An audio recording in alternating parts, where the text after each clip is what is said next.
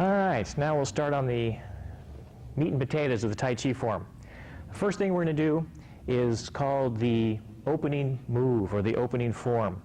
Basically, it's our salutation to the universe when we start these forms. And what we want to do is we want to be able to recognize, first of all, we want to slow down. If we're used to our hectic life or hectic world, we got the kids and the dogs and the traffic and everything else in our lives and work and relationships, and it just heaps up on the pressure on us. That when we start our Tai Chi form, we want to be able to pull in a little bit, relax, concentrate on what we're going to be doing. So this opening form kind of helps us do that. We're going to stand and we're going to assume the beginning posture.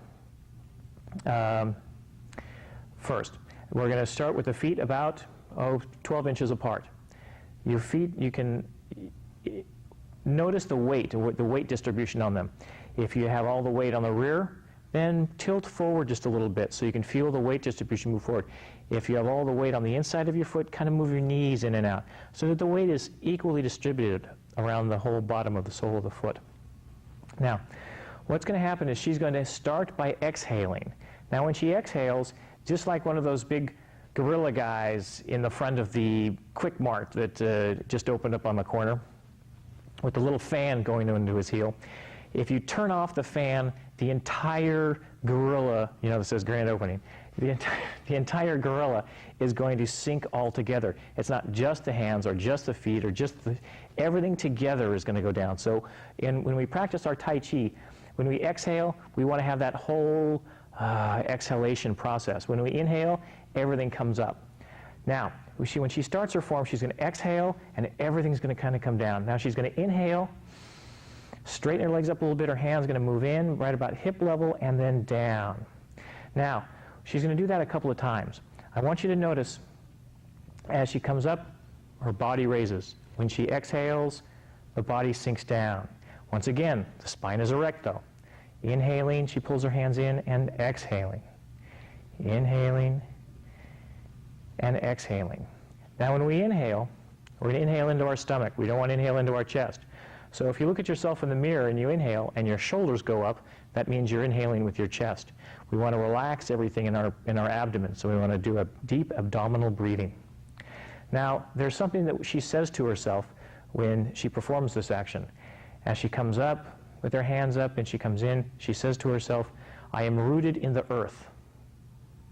Now, the second posture here, the second movement of the hands are going to come straight up like you're sleepwalking, and they're going to roll inward. Now notice her hands, her fingertips are pointing forward and her palms are still facing down. Now she's going to, when she exhales, she's going to push outward. And notice that her hands are never extended fully. If you turn to the side a little bit. Notice how the elbows are sunk down and her arms are only pushed out about 70%. We try to keep that through the whole Tai Chi form as well. There's only a few moves that we actually extend beyond. Okay, thanks. You can move back now. So that's the end of the second form. And she actually says, as she holds that, she actually says something else. Now she says, I give to humanity.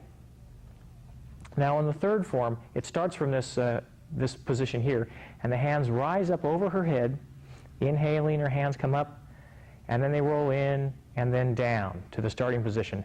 And at that point, she says to herself, I receive my inspiration from heaven.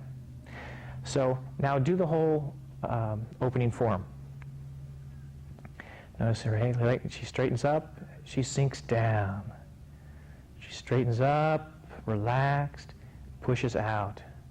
Hands come up. Notice how relaxed her hands are. And then down. Good. That's the opening form. Now from the opening form, we immediately go right into the first movement called Parting the Wild Horse's Mane. But I want to do a 5-point checklist here. Can you turn to the side? Now, when you start your Tai Chi form, you want to kind of go through this 5-point checklist. The knees are bent. Now, it may be kind of hard to see in some of the baggy clothes because Tai Chi should be done in loose clothing, but the knees are always bent. They're not locked. So now you want to make sure your knees are bent. You want to make sure your spine is erect, as if your head is being pulled up by a string right in the crown of your head. You want to make sure that your hips are tucked in. But in watching that, you want to make sure that you don't just lean backwards. You want to move the hips without moving the rest of the body. Now the spine is erect. You want to make sure you do your abdominal breathing. So you want to relax the stomach. And next thing we want to do is your rib cage needs to be pulled up, and that comes with the pulling up of the head, so that you kind of create a bigger space here. So when you're here, the best way to do this is to pretend like you're proud in Tai Chi. So when you've got your butt tucked in and your knees are bent and this is here and you're breathing with your stomach, then kind of expand your lung just a little bit. But don't breathe into them, just expand them, and that's going to create that little vacuous point there. This will allow you to move freely with the rest of your movements. So that's your 5-point checklist. Now, if you turn around to the beginning. Now, the first move, parting the wild horse's mane. The first motion here is taking the weight, because your weight is 50-50 now in each foot. You're going to shift your weight over to the left foot, and you're going to rotate to the right. Now, if you notice, when she rotates to the right, that foot comes back up again, so we want to bring the toe up. Now, by doing this a lot, we help strengthen the muscle in the front of the shin. That's called your anterior tibialis. It's a weak anterior tibialis is the major cause for shin splints. So by performing this motion, we're actually helping reduce a lot of the possibilities of injuries later on. Now, from this motion, she's going to put her weight forward, and her hands are going to move to the point of where, like she's holding a big beach ball. The left hand goes underneath, the right hand goes on top, and she's just about to take another step, and I'll do that before she falls over. So she's going to step out with her heel. Now, at this point, when we take a step, we all think like we know how to walk. But in Tai Chi, when we take a step, we want to visualize the idea that we're on a lake that's just frozen. And you're just about to step onto the lake, and you don't know how long it's been frozen, so you don't want to fall in, obviously. So you want to put your weight very gently down at first. You don't want to clump. You don't want to have to, if there was soap on the floor, you would slip. You want to gently set your foot down and then put more and more and more weight on it very gradually. So now what she's going to do is she's going to shift the weight forward. Now this is actually a shoulder strike. So we want to, as we shift the weight, you notice how her hands didn't move at all. All she did was shift the weight.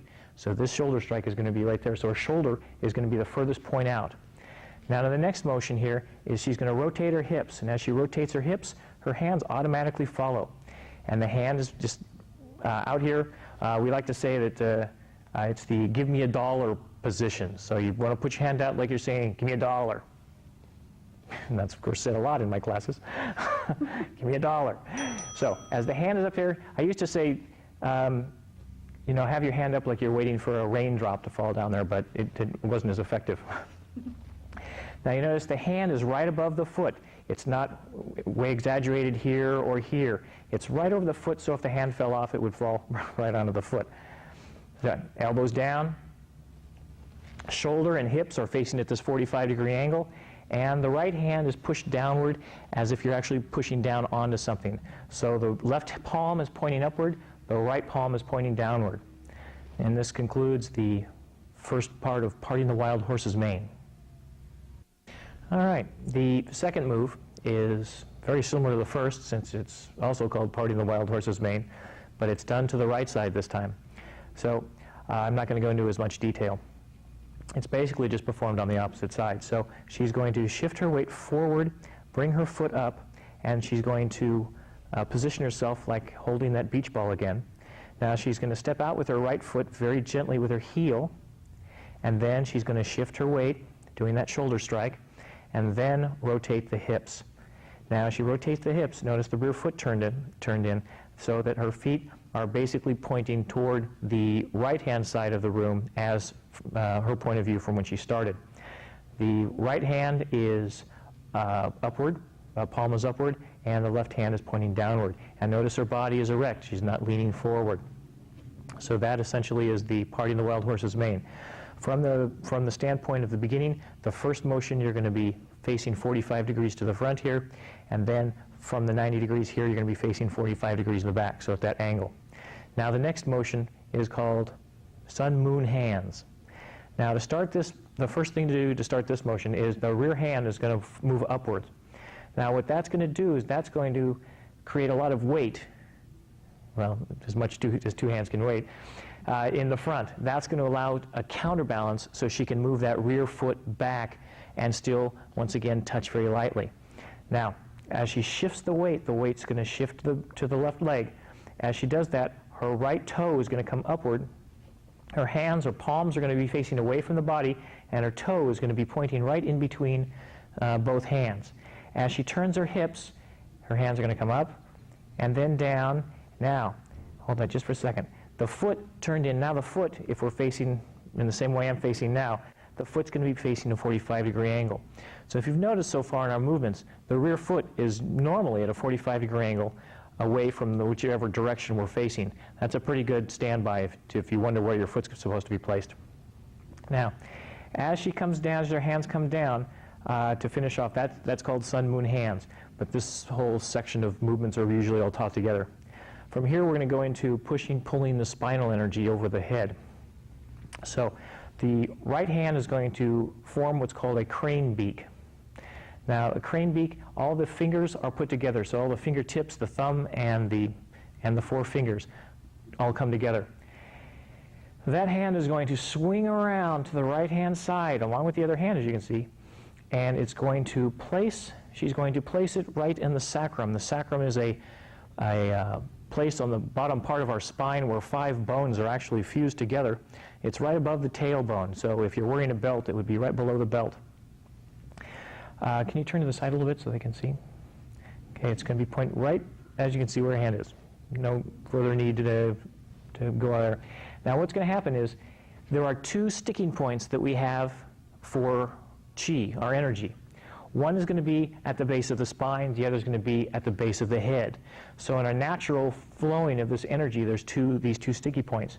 So in order to help with the body with a couple of these sticky points so that they can have smooth flow of energy, is by putting your hands in this crane beak position, it cycles or it channels the energy into one point. Now, when she touches that sticky point right there, that's going to help the chi flow up the spine. Now, as the chi is flowing up the spine, that other sticky point right where the spinal cord goes into the base of the skull, the left hand is going to come back over the back of the head and pull the energy, but without touching her head, she's going to pull the energy over the top of her head, straight down the front of the body until her hand gets to her heart. Now, as you notice, she's on her left toe, all the weight's on the back foot.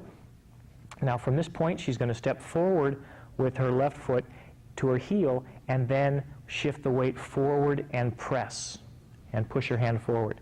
So this is the end of the sequence called sun, moon, hands, and pushing, pulling the spinal energy over the head. Now, if that wasn't enough, now we do everything on the opposite side.